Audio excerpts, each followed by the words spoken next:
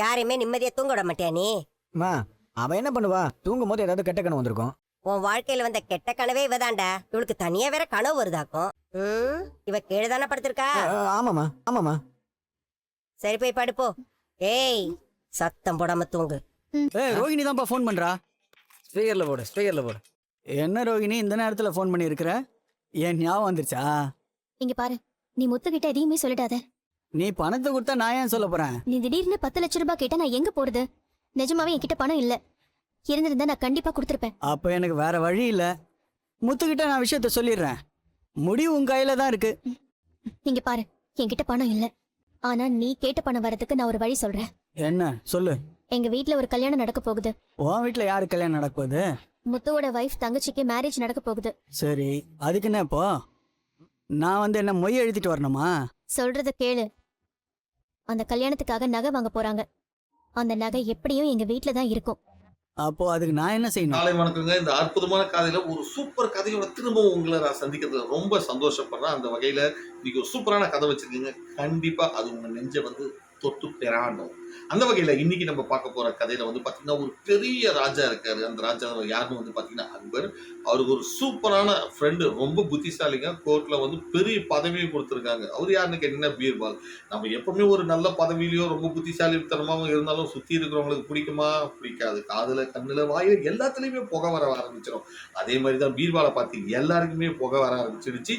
எப்படா இவனை கவுத்து விடலாம், என்னைக்குடா கவுத்து விடலான்னு காத்துட்டே இருக்கிறப்போ ஒரு நாள் ஒரு நபர் குசைன்ற நபர் போயிட்டு ராஜா கிட்ட, ராஜா நீங்க பீர்பாலுக்கு நிறைய இடம் கொடுக்குறீங்க.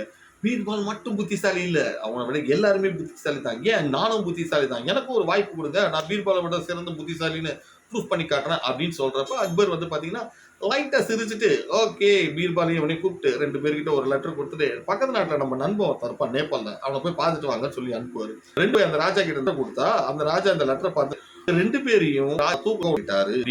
2 பேருக்கு ஷாயிடும். ஆனா பீர்பாலும் கொஞ்சம் புரிஞ்சுப்பாரு. ஓகே அது ஏதோ பிளான்காரன்றத புரிஞ்சுக்கிட்டு உடனே பக்கத்துல இருந்த நீ உடனே சரி ஓகே தூக்குல போகணும் பண்ணிட்டாங்க. முழு பௌர்ணமிக்கு ஃபர்ஸ்ட் என்னதான் போகணும் நீ சொல்லு அப்படின்றப்ப அந்த ஓகே மன்னரே சொல்லிட்டாரு மறுபேச்சு அப்புறம் என்ன அப்ப ஃபர்ஸ்ட் தூக்குல போடுங்க அப்படின்னு சொல்றப்போ உடனே பீர்பால் அதெல்லாம் முடியாது, அவனை விட சிறந்த அறிவாளி நான் தான், என்னதான் நீங்க ஃபர்ஸ்ட் தூக்குல போடணுன்றப்ப 2 பேருக்குள்ளேயே வாய் தகராறே ஆயிடுச்சுங்க. உடனே அந்த மன்னர் கூப்பிட்டு இரு 2 பேரும் தூக்குல போட போறேன், 2 பேரும் சாவ போறீங்க, அதை பத்தி நீங்க எதுவும் கவலைப்படாம ஃபர்ஸ்ட் நான் தான் போவேன்னு உங்களுக்குள்ள ஒருத்தர் நீங்க சண்டை போட்டுக்கிறீங்க எதுக்குன்னு அப்படின்னு சொன்ன உடனே பீர்பால் உடனே போயிட்டு என்ன சொல்லுவாருன்னா, என் முழு பௌர்ணமி நிலால யாரு ஒருத்தர் சாவறாரோ அவ அடுத்த ஜென்மத்துல அந்த நாட்டோட மன்னரா பிறப்பான் அப்படின்னு சொன்ன உடனே அந்த மன்னருக்கு உடனே பயம் தட்டிட்டு, ஆஹா இவனுங்க எங்க நம்ம ராஜா வேலைக்கு கொலை வச்சிருவானுன்னு சொல்லிட்டு, ஐயா நான் உங்களை தூக்கலே போடல, நீங்க 2 பேரும் உங்க சொந்த நாட்டுக்கே போங்கன்னு சொல்லி அனுப்பிச்சிடுவாங்க.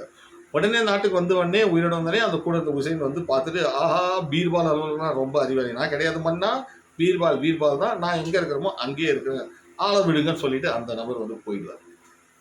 இந்த கதை மூலமா நம்ம என்ன தெரிஞ்சுக்கலாம்னா, நீங்க என்ன பண்ணாலும் உங்களை சுத்தி இருக்கிறவங்க வயிறு எரியதான் செய்வாங்க. அவங்களுக்காக நீங்க நேரம் ஸ்பெண்ட் பண்ணாம உங்க வேலையை நீங்க சிறப்பா செஞ்சீங்கன்னா உங்க திறமையை பார்த்து அவங்களே பயந்து ஆள விடுறா சாமிட்டு ஓடி போயிடுவாங்க. திரும்பவும் நாளைக்கு ஒரு சூப்பர் கதையில நம்ம சந்திக்கலாம். பாய்.